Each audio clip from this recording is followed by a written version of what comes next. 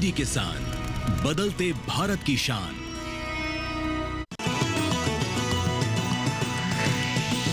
DD किसान, बदलते भारत की शान।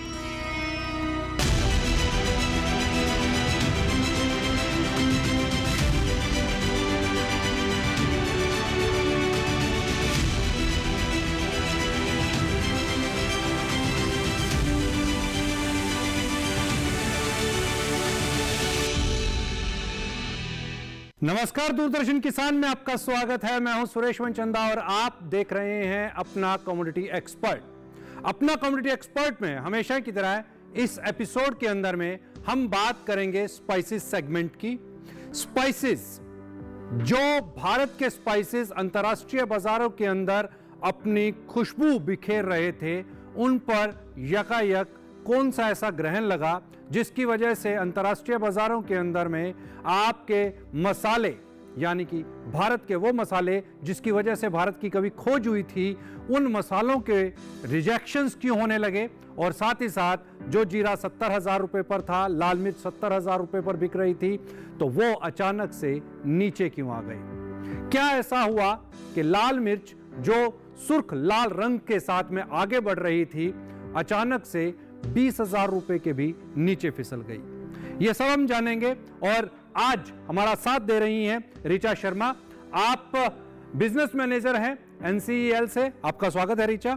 Thank you so much sir, निमंत्रण देने के लिए बहुत बहुत धन्यवाद सर। 2021, 22, 23, 24 की अगर मैं बात करता हूं, 24 तो नहीं कहेंगे, 22 और 23 तक मैक्सिमम, आपका जीरा भी बड़ा अच्छा आउट परफॉर्म कर रहा था, आपकी लाल मिर्च ने भी आउट परफॉर्म किया, 70,000 रुपए तक के लेवल्स दिखाई दिए। वजह क्या मानती हैं, क्यों डाउनफॉल देखने को मिला? तो स्पाइसेस जो होती है ना सर, वो ट्रेडिंग होती थी पहले। तो ट्रेडिंग में आपको इन्फॉर्मेशन कम होती है, तो आप उसका फायदा उठा के आगे महंगे में बेचते हो। अब इन्फॉर्मेशन पैरिटी बहुत बढ़ गई है, जिसकी वजह से सबको आइडिया होता है कि प्रोडक्शन कितना हुआ है इस बार और कहाँ से प्रोडक्शन हो रहा है और प्राइस लोकल मंडी में क्या चल रहा है। तब जब इन्फॉर्मेशन सिमेट्री खत्म हो जाती है तो आपको पता चल जाता है सबको कि इस बार प्रोडक्शन ज्यादा है। जो ट्रेडिंग है और जो कमोडिटाइजेशन है स्पाइसेस का, उसकी वजह से आप ये समझ सकते हैं कि जो प्राइस है, it is become very visible to everyone. Okay, which is good also, because farmers को भी पता होता है कि मेरा मंडी में क्या भाव है। पहले फार्मर्स को भी नहीं पता था, फार्मर्स भी ट्रेडर्स पे डिपेंडेंट थे। दूसरी चीज है कि हमें ये लगता है कि लास्ट ईयर ये कमोडिटी ने बहुत अच्छा परफॉर्म किया था, बिकॉज आपने जैसा बोला कि क्यूमिन 70,000 पे था। That was a anomalous year. Anomalous मतलब it's not normal.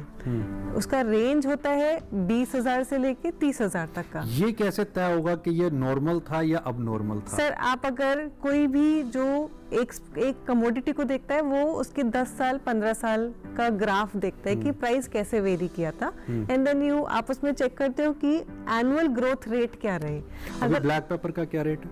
Sir, black pepper का वेराइटी वाइज डिपेंड करता है। India goes from 2,000 to 3,000 depending on what is the quality of it. This is dollar in terms of, this is INR पर KG. Yes sir. चूंकि मैंने paper को 4500 रुपए 5,000 रुपए पर भी ट्रेड होते हुए देखा है। ये मैं बात कर रहा हूँ आपकी 2004 और 5 की। तो जब 2004-5 के अंदर में ये 4500 से 5,000 रुपए के आसपास ट्रेड कर रही थी ब्लैक पेपर, और उस समय पर कमोबेश गोल्ड का भी प्राइस 4,000-5,000 रुपए के आसपास ही था, और ब्लैक पेपर ने 2011-12 के अंदर में 80,000 को क्रॉस किया। गोल्ड ने तो अभी 80,000 क्रॉस किया। उसके बाद से हमने एक देखा कि ब्लैक पेपर को एक बेस मिला जी, 50,000 60,000 रुपए के आसपास पे पर क्विंटल के आसपास पे वो ट्रेड कर रहा है जी जी। लेकिन पेपर क्या जीरा और लाल मिर्च वो पेपर की इक्विवेलेंट पर आकर के नहीं खड़े हो सकते? क्या वो स्ट्रेंथ उसमें नहीं है? जीरा जो है, अभी हाल ही के सालों में हमने चेक किया, जीरा जो था इंडिया से 70% एक्सपोर्ट, 70% जो मार्केट शेयर है वो इंडिया का है। ओके। बाकी सारी कंट्रीज, सीरिया, टर्की, चाइना, ये सारी कंट्रीज भी एक्सपोर्ट करती हैं, बट वेरी लिमिटेड अमाउंट। ठीक है। बट अभी चाइना, बिकॉज वो बहुत ज़्यादा इंपोर्ट करते थे, एंड चाइना जो सारी चीज़ों अपना दूसरी कंट्रीज पे डिपेंडेंसी छोड़ के अपना खुद उत्पाद करना शुरू करना उनका क्यूमिन का, इस साल उनकी उत्पाद ज़्यादा थी तो क्यूमिन प्राइसेस गिर गए। तो अब सप्लाई एंड डिमांड में यही होता है कि कहीं और से तो नहीं सप्लाई आ रही ना, सिर्फ इंडिया ही तो नहीं है ना, चिली में जैसे चिली भी चाइना सबसे ज़्यादा एक्सपोर्ट करता है अपने यहाँ पर, इम्पोर्ट करता है, और वो वहाँ पे उनसे सॉसेस वैल्यू एडिशन करते हैं बेसिकली, Okay. उनको सॉसेस बना के बाकी दूसरी कंट्रीज में बेचते हैं। ठीक है। चिली में 2-3 इश्यूज जो बहुत रिसेंटली आए हैं, एक तो ओवर सप्लाई का है, क्योंकि लास्ट ईयर तक चिली के प्राइसेस ज़्यादा थे, तो इस बार लोगों ने ज़्यादा चिली लगाया। Okay. उस रीजन में चिली के अलावा दूसरी क्रॉप होती नहीं है, इसलिए वहाँ पे दूसरे लोग और इकोनॉमिकल क्रॉप्स में स्विच नहीं करते इतना इजिली।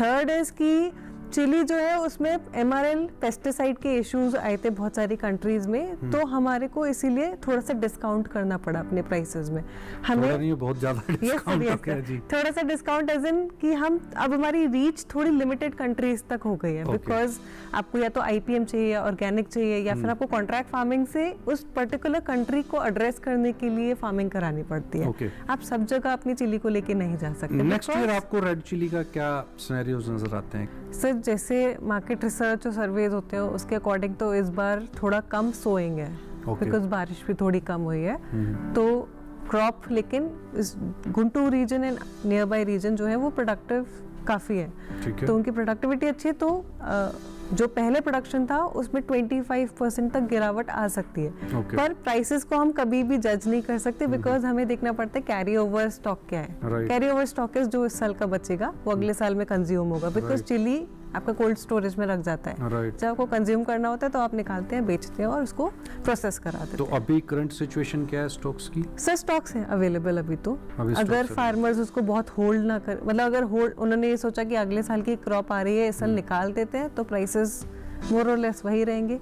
अगर वो रख लेते हैं ये सोचने अगले साल बेचेंगे, तो हो सकता है कि प्राइसेस, मतलब यू कैन नॉट एग्जैक्टली जज, ये कमोडिटी का सर खेल होता है कि Right. आप जब तक आप मार्केट में जिस दिन आप बेचने के लिए खड़े हो उस दिन क्या प्राइस है वही आपका प्राइस। प्राइस, ठीक है। वरना- वक्त हो गया यहाँ पर एक छोटे से ब्रेक का। ब्रेक के तुरंत बाद लौटेंगे, चर्चा जारी है, ये भी जानने की कोशिश करेंगे कि क्या चाइना से किसी तरीके की कोई डिमांड निकल सकती है।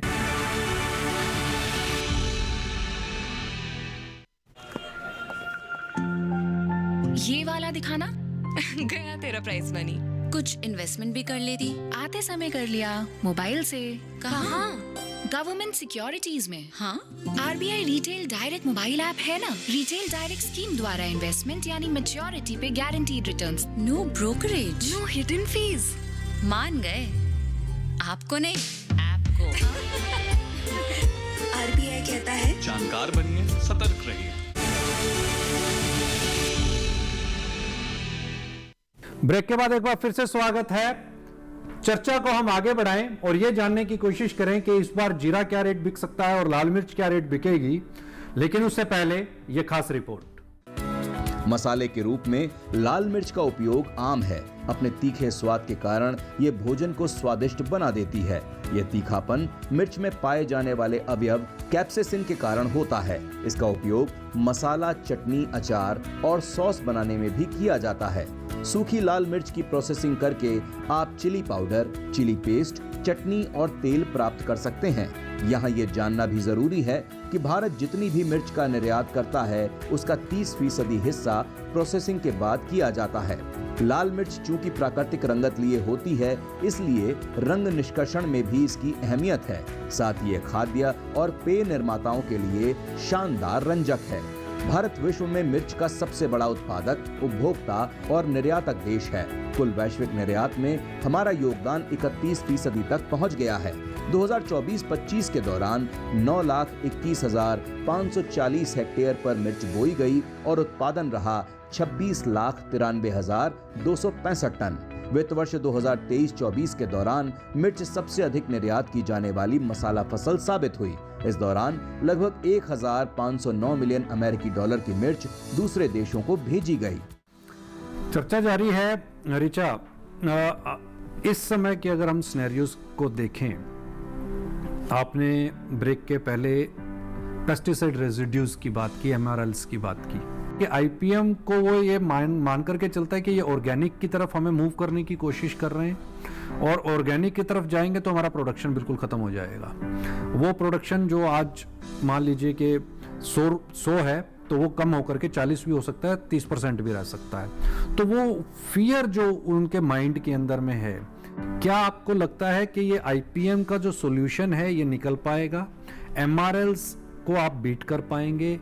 मीट कर पाएंगे यूरोपियन यूनियंस की तरफ से जो, और यूएस मार्केट, ये दो मेजर कंट्रीज जहां पर आपके स्पाइसेस जो हैं उनके आगे बैरियर लगा हुआ है। सर ऑर्गेनिक ही वे फॉरवर्ड है। ऑर्गेनिक या आईपीएम, हमें जो हमारा अभी तक फर्टिलाइजर्स का, पेस्टिसाइड्स का जो यूजेज है वो इतना ज़्यादा हो गया कि हमें हर साल एक मतलब we have to do extra, हर साल हमें और बढ़ा के करना पड़ता है। राइट। तो हमें we have to go back few years कि हमें वो प्रैक्टिसेस नहीं करनी है, क्योंकि ना सिर्फ हमें प्राइसेस में डिस्काउंट करना पड़ता है, हम बड़े मार्केट्स को छोड़ना पड़ता है हमें, जहाँ पे हमें बेटर मार्जिन मिल सकते हैं फार्मर्स को भी समझ आएगा थोड़े टाइम में, अगर जब उनको प्राइस पॉइंट से समझ आएगा कि ये मार्केट है, अगर मैं ये प्रैक्टिसेस 2 साल 4 साल 5 साल करूँगा तो मेरे को ये कंटिन्यूसली मैं इस कंट्री में सप्लाई कर सकता हूँ। उसमें हमारी जैसी कंपनीज जैसे नेशनल कोऑपरेटिव एक्सपोर्ट्स लिमिटेड है, वो उनकी ये मदद कर सकती है कि हम आगे से बायर्स को अलाइन करके रखेंगे कि हमारे पास हर साल इतने फार्मर्स जुड़ते जा रहे हैं, इतने टन हम आपको सप्लाई कर सकते हैं, तो फार्मर को भी उसमें वैल्यू दिखेगी सर। एंड आप अगर मतलब it's a very clear thing कि there is a margin, there is a premium also. जो आप कन्वेंशनल बेचते हैं उसके ऊपर 20% 30% आप एडिशनल चार्ज कर सकते हैं when you are doing IPM और ऑर्गेनिक। अब इसमें एक छोटा सा ट्विस्ट ये निकल करके आता है, जब हम परसेंटेज प्रीमियम की बात करते हैं कि 20% या 10% का भी अगर हम मार्जिन लेकर के चलते हैं, तो बहुत सारी ऐसी प्राइवेट कंपनीज हैं, उनके मन के अंदर में ये फियर आ जाता है कि मान लीजिए कि आज प्राइस जो है वो 20,000 रुपये का है, तो उसके ऊपर पे प्रीमियम समझ में आ रहा है कि मुझे 2,000 रुपये पर क्विंटल का देना है, ये 22,000 रुपये मुझे देने हैं, यही हुआ। लेकिन अगर प्राइस एस्केलेट करता है, प्राइस 40,000 हो जाता है, तो उसके ऊपर पे प्रीमियम भी 4,000 रुपए का हो गया। अगर मैं परसेंटेज वाइज पर जाऊं, तो क्या NCEL अभी अपने फार्मर्स को आईपीएम के ऊपर पे प्रीमियम दे रही है तो वो कितने % का दे रही है, और कितनी क्वांटिटी अभी NCEL के पास में आईपीएम की आ रही है? सर अभी हमने, बिकॉज हमारा इंसेप्शन से 3 साल हुआ है और हमने स्पाइसेस अभी 6-7 महीने पहले ही शुरू किया है। ओके। और स्पाइसेस का सीजन जो है अभी शुरू होगा, तो है। Contractual farming, package of practice, जो सारी चीजें आपको चाहिए होती हैं आईपीएम फार्मिंग शुरू करने के लिए, हमने वो सब इम्प्लीमेंट करना शुरू कर दिया फार्म लेवल पर। पर हमने अभी बेचना नहीं शुरू किया है, बिकॉज हम चाहते हैं कि हम फार्मर से ले तब जब हमारे पास बायर्स अलाइंड हो। हम लॉन्ग टर्म कॉन्ट्रैक्ट के लिए सोचते हैं फार्मर्स के लिए, जैसे हमने किसी मानिए यूएस में एक बहुत बड़ी कंपनी है 2-3 जिनके साथ हमने ऑलरेडी बात करी हुई है कि हम आपको 2026 तक 2027 तक ये सारे प्रोडक्ट्स दे सकते हैं, बट उससे पहले बिकॉज ये मार्केट बहुत कंप्लायंट है, हमें इंश्योर करना पड़ता है कि यहाँ के लॉट्स ठीक हो। तो हमारे वो स्टेजेस स्टार्ट हो गए हैं जहाँ पे हम अपने फार्मर्स को अलाइन करना हमने उस डायरेक्शन में शुरू कर दिया, बिकॉज फार्मर्स को भी, बिकॉज NCEL ऐसी ऑर्गेनाइजेशन है जो प्रॉफिट नहीं बनाती। हमारा सीधा सिंपल मैंडेट है कि हमने जो पैसा में बेचा बायर को, उसका जो हमारा एक्सपेंसेस है, मैनेजमेंट एक्सपेंसेस है, CHA cost, shipping cost, duties जो भी है हमारे को लगेगी, वो हम सिर्फ निकालेंगे, बाकी सारा फार्मर के साथ में प्रॉफिट शेयरिंग होगा और डायरेक्ट बेनिफिट ट्रांसफर मेथड। तो हमने इसी हिसाब से फार्मर्स को समझाना शुरू किया कि हम सिर्फ मैनेजमेंट कॉस्ट देंगे, जिसमें कि उनको ये भी फायदा होता है कि उनको एक्सपोर्ट खुद नहीं करना पड़ता, प्राइस रिस्क नहीं लेना पड़ता, बायर नहीं ढूंढना पड़ता, ये नहीं सोचना पड़ता कि अगला ऑर्डर आएगा या नहीं आएगा, वो सब हम अलाइन करेंगे। तो we are taking them to the global world, but at the same time we want to ensure कि क्वालिटी कंसिस्टेंट हो, क्योंकि नहीं इसके अंदर में एक छोटी सी चीज़ को मैं ऐसे समझना चाह रहा हूँ, जैसे सपोज कीजिए मैं लाल मिर्च का उदाहरण लेता हूँ। लाल मिर्च की जो अराइवल्स होंगी वो दिसंबर, जनवरी, फरवरी के अंदर में आनी शुरू होंगी। जी सर। क्योंकि सीजनल क्रॉप्स हैं और एक सीज़न के अंदर में जैसे माल आ गया, उस समय पर प्राइजेस सपोज कीजिए कि 100 रुपये है, और क्या आप उसको प्रोक्योर उसी समय पर करेंगे या उसको जिस समय पर आपके पास बायर्स होंगे उस समय पर आप फार्मर से प्रोक्योर करेंगे? मेरा पहला सवाल। दूसरा सवाल, अगर उसके अंदर में मान लीजिए कि आपने पहले प्रोक्योर कर लिया उसको और उस समय पर 100 रुपये का भाव चल रहा है, और जब आपने उसको एक्सपोर्ट किया, लेट्स सपोज 2 महीने बाद या 3 महीने बाद, उस समय 130 रुपये पर वो एक्सपोर्ट हुआ, तो क्या पेमेंट उस समय पर उसको 130 रुपये जाएगी फार्मर को तब तक क्या इंतज़ार करना पड़ेगा? ये 2 सवाल मेरे। सर जैसे हमारे पास अगर मान लीजिए 1000 फार्मर्स हैं एक कोऑपरेटिव से जो कि चिली करते हैं, ठीक है ना। अगर हमने उनसे, तो हमारा मेथड सिंपल रहता है कि हम प्रोक्योरमेंट जो करेंगे वो मार्केट प्राइस पे करेंगे। जो उसके ऊपर हमें प्रॉफिट मिलेगा वो हम on the day of realisation उनको देते हैं। थर्ड इज डिविडेंड, जो कंपनी पूरे साल में पैसा जब क्रॉप आ जाएगी तब आप उसको प्रोक्योर करेंगे? सर एक तो हो गया कॉन्ट्रैक्ट फार्मिंग के थ्रू, जो हमने अभी भी शुरू नहीं किया कॉन्ट्रैक्ट फार्मिंग। सेकंड इज कि हम जो मार्केट प्राइस होता है उस पे ही खरीद के आगे सौदा करते हैं। अच्छा, ठीक है। उसमें जो हमें प्रॉफिट मिलता है वो हम शेयर करते हैं उनके साथ में। अगर मेरी कोऑपरेटिव से, जैसे हम क्यूमन वगैरह के लिए कर रहे हैं, अगर मेरी कोऑपरेटिव के साथ में हम लोग अपना प्रोक्योरमेंट कर रहे हैं, तो the day of realisation of the profit, जिस दिन हमें वो पैसा मिलेगा उस दिन अपने फार्मर्स को एज इट इज ट्रांसफर कर देंगे। तो फार्मर्स को अश्योरिटी होती है कि हमने लॉन्ग टर्म कॉन्ट्रैक्ट किया हुआ है, तो ये मेरा बायर कहीं नहीं जाएगा। और एट द सेम टाइम हम लोग ये करते रहते हैं, जैसे हम अपने बायर्स के साथ में अलाइन करते रहते हैं कि मंडी प्राइस इस महीने का इतना है, एक एवरेज ये ले लेते हैं, आप इस पे हमसे परचेज कर लीजिए। नेक्स्ट मंथ अगर 5 से 10% का इंक्रीज है या कम है तो उसके अकॉर्डिंग हम फिर प्राइस को चेंज कर देते हैं और जो डिफरेंस होता है फार्मर्स को बता देते हैं। तो वो फार्मर्स के पास में चला। जी। ठीक। वक्त हो गया यहाँ पर एक और ब्रेक का। समझने की कोशिश जारी है कि NCEL national cooperative export limited ये किस तरीके से फार्मर्स के साथ जुड़ी हुई है और कैसे उसको बेनिफिट मिल रहा है, और जो किसान इस समय पर इस प्रोग्राम को देख रहे हैं निश्चित तौर के ऊपर पे उनके लिए बहुत ही फायदे की बात यहाँ पर है, और किस तरीके से वो NCEL के साथ में जुड़ सकता है और कैसे वो अपने मुनाफे को बढ़ा सकता है। ब्रेक के उस पार हम ये जानने की कोशिश भी करेंगे।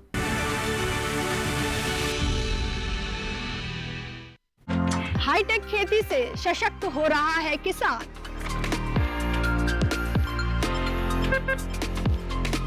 टेक्नोलॉजी का हो कृषि में विस्तार, इसके लिए IIT कानपुर दे रहा है एग्री स्टार्टअप्स का पूरा साथ।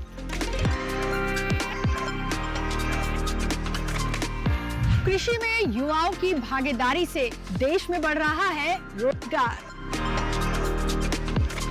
कृषि स्टार्टअप की नई सीरीज एग्रीटेक स्टार्टअप्स हर शनिवार रात 9:30 बजे और पुनः प्रसारण सोमवार शाम 4 बजे सिर्फ DD किसान पर।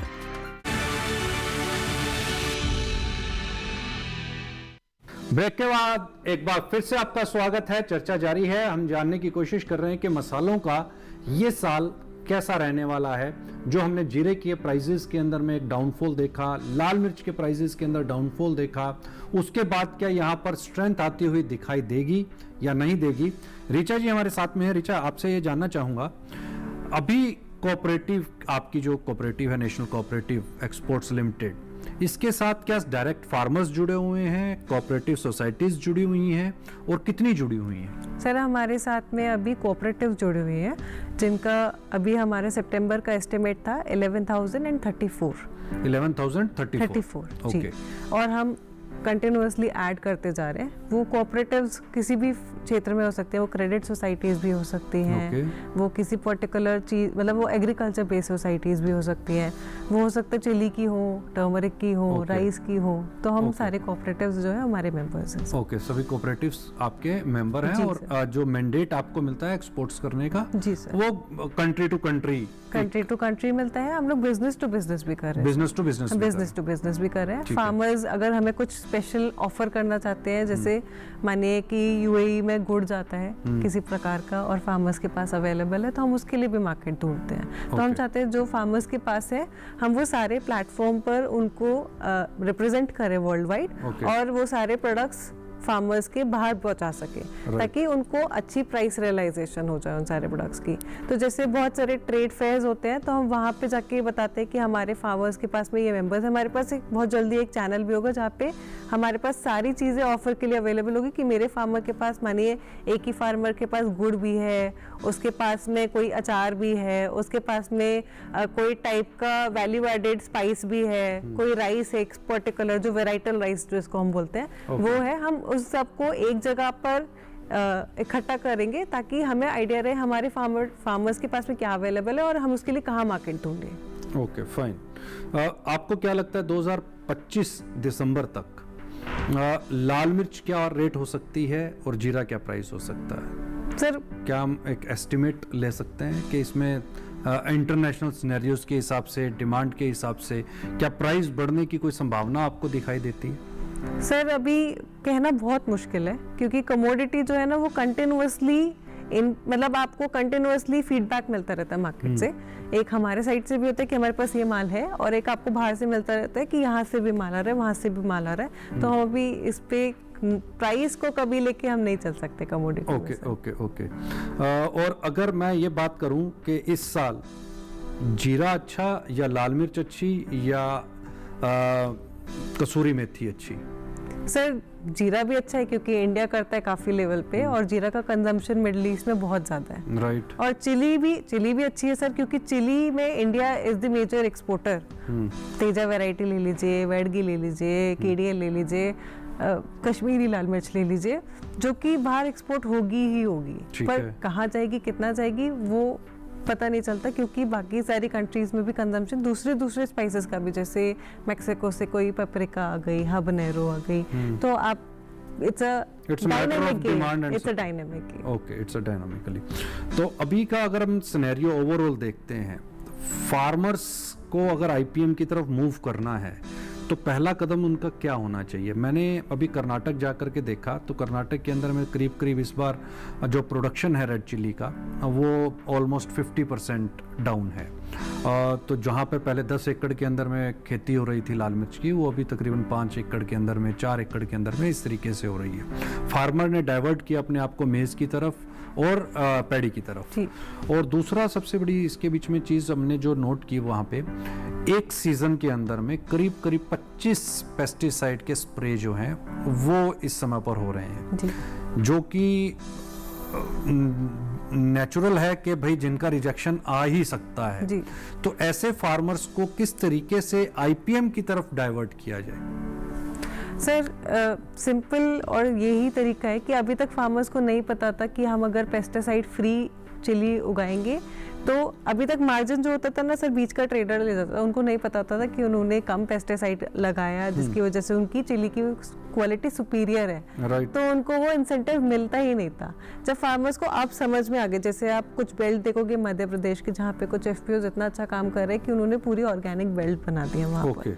अब उन फार्मर्स को समझ आता है कि इसका मार्केट है बाहर, तो इसलिए वो प्रैक्टिसेस कैरी फॉरवर्ड होती है। एंड अब आप देखोगे सीहोर में शायद से और उसके आसपास के रीजन्स में फार्मर्स ने बहुत अच्छे से प्रैक्टिसेस को अडॉप्ट कर लिया। तो आपको कंटिन्यूअसली ना उनको ट्रेन भी करना होता है, आश्वासन भी देना होता है कि नहीं आपको नुकसान नहीं होगा इसका, और आपको वो एक्चुअल में करके भी दिखाना होता है कि देखिए आपको प्राइस पॉइंट में जो 170 का बिक रहा है वो आपको 230 में मिल जाएगा, हम आपके लिए मार्केट ढूंढेंगे। तो हम ऐसी प्रैक्टिसेस भी बना रहे हैं सर। यूएस टैरिफ का कोई नेगेटिव इम्पैक्ट आप देखते हैं? एग्री पे अभी नहीं है सर, और ऊपर से यूएस जो है is a huge importer of spices. वो टैरिफ लगा भी दे पर उन्हें स्पाइसेस तो इंडिया से ही लेने पड़ेंगे सर। नहीं, इंडिया से तो लेने पड़ेंगे। क्या आपको लगता है कि वो सिर्फ इंडिया ही एक मार्केट उसके लिए अवेलेबल है, या बहुत सारे स्पाइसेस में सर इंडिया ही डोमिनेंट सप्लायर है ऑलरेडी? बिकॉज आप ये सोचिए ना कि we are going to different, मतलब आप बहुत दूर हैं यूएस से इंडिया जो है, पर फिर भी सारा इम्पोर्ट वो करती है। हो सकता है कहीं और से करती होती तो प्राइस कम मिलता उनको, बट उनको सब कुछ इंडिया से करना पड़ता है because India is a dominant supplier of spices. तो मुझे नहीं लगता कि ऐसा है कि यूएस हमें रिप्लेस कर देगा किसी और कंट्री से। ओके, ठीक है। वक्त हो गया यहाँ पर सवालों और जवाबों के सिलसिले का, और जो हमने आपसे पिछले एपिसोड के अंदर में सवाल लिया था, पहले मैं उसकी बात कर लेता हूँ। नकली सामान बनाने वालों के विरुद्ध कृषि मंत्री ने किस तरह की कार्यवाही की बात कही है? तो जो हमने ऑप्शंस दिए थे आपको, वो आपकी टीवी स्क्रीन के ऊपर। ऑप्शन ए थी शिकायत सही पाए जाने पर तुरंत एफआईआर होगी। ऑप्शन बी दोषी कंपनी का लाइसेंस निलंबित किया जा सकता है। ऑप्शन सी जवाब ए और बी दोनों सही हैं, और ऑप्शन डी जवाब ए और बी दोनों गलत हैं। तो जो सही जवाब है वो आपकी टीवी स्क्रीन के ऊपर पे ऑप्शन सी सही जवाब ए और बी दोनों सही हैं, और वहां दोनों ही ऑप्शन ए और बी दोनों की ही कार्रवाई यहां पर की जा सकती है।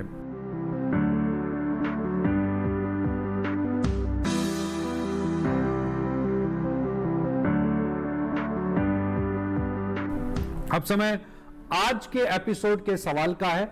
आज का जो सवाल है वो आपकी टीवी स्क्रीन के ऊपर पे NCEL यानी कि नेशनल कोऑपरेटिव एक्सपोर्ट्स लिमिटेड के साथ में कितनी कोऑपरेटिव सोसाइटीज जुड़ी हुई हैं? Option A 11,000, option B 11,034, option B 12,034, option D 11,334। तो आपको इस सवाल का सही जवाब हमें मेल करना है अपना कम्युनिटी एक्सपर्ट @gmail.com पर। लेकिन ध्यान रहे कि आपको इस सवाल का जवाब हमें शुक्रवार रात 9 बजे से शनिवार रात 9 बजे तक मेल करना है। रीचा जी, आप स्टूडियो आई और आपने ये तमाम जानकारियां शेयर की, इसके लिए आपका बहुत बहुत शुक्रिया। हमें दीजिए इजाजत, लेकिन आप कहीं मत जाइए, आप देखते रहिए दूरदर्शन किसान, क्योंकि इसी तरह की जानकारियों का सिलसिला बदस्तूर जारी है।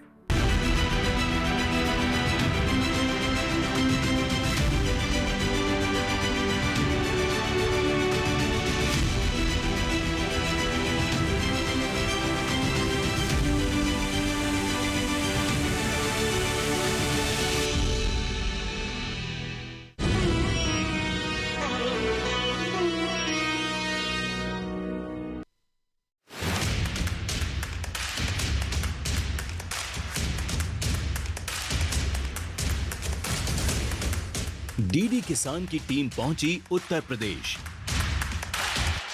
हमारी टीम पहुंची हरियाणा, डीडी किसान की टीम पहुंची उत्तराखंड, हिमाचल पहुंची डीडी किसान की टीम, डीडी किसान की टीम पहुंची मेघालय। नमस्कार, बहुत स्वागत है। डीडी किसान देख रहे हैं, मैं हूं आपके साथ राधिका चौधरी। सरकारी योजनाओं को पाकर हमारे किसान तरक्की की ओर आगे बढ़ रहे हैं। बहुत मैम धन्यवाद, बहुत बहुत आपका बहुत धन्यवाद दूरदर्शन डीडी किसान का। खेती बाड़ी घाटे का सौदा है, कभी फायदा नहीं, अभी तो काफी फायदा है। भारत के कोने कोने से देखिए कार्यक्रम चौपाल चर्चा, सोमवार, बुधवार और शुक्रवार सुबह 9 बजे, पुनः प्रसारण रात 9:30 बजे, सिर्फ दूरदर्शन किसान पर।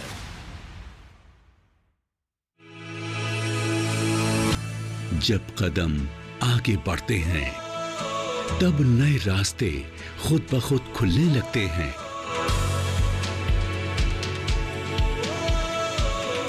एक कोशिश के बाद खुशहाली आती है। यहाँ खोज होती है, मिट्टी सोना उगलती है। यहाँ बदली जाती है खेतों की तस्वीर और अन्नदाता की तकदीर। विकसित होते भारत के स्मार्ट कृषि की हर राह, शिक्षा से लेकर भरपूर फसल की चाह, हम दिखाएंगे वो तस्वीर जो बदल देगी कृषि के लिए आपका नजरिया।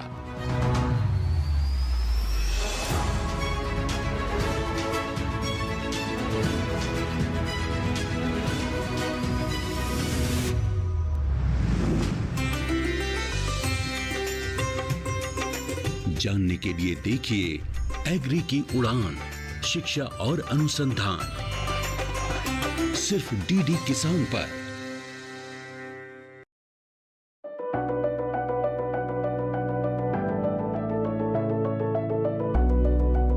विज्ञान से किसान को हम जोड़ना चाहते हैं तो लैब टू लैंड, विज्ञान से किसान, इन दोनों को जोड़ने का ये प्रयास है, ताकि वैज्ञानिक रिसर्च करके जो चीज बनाए अच्छे उत्पादन के लिए, वो सीधे किसानों तक पहुंच जाए और किसान उनका उपयोग करके उत्पादन भी बढ़ाएं और ज्यादा लाभ भी कमाएं।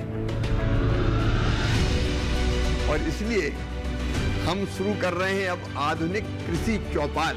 महीने में एक बार किसान इसका प्रयोग करेंगे अपने खेत में और अपने देश की समृद्धि भी बढ़ाएंगे और किसान भी समृद्ध होगा।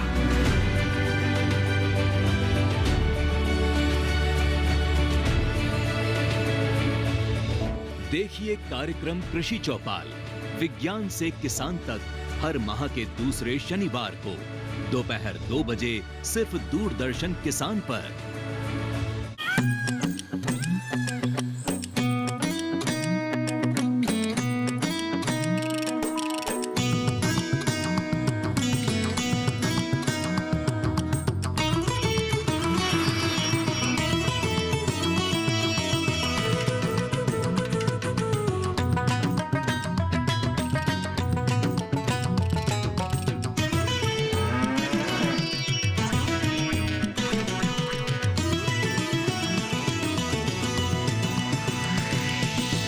डीडी किसान, बदलते भारत की शान।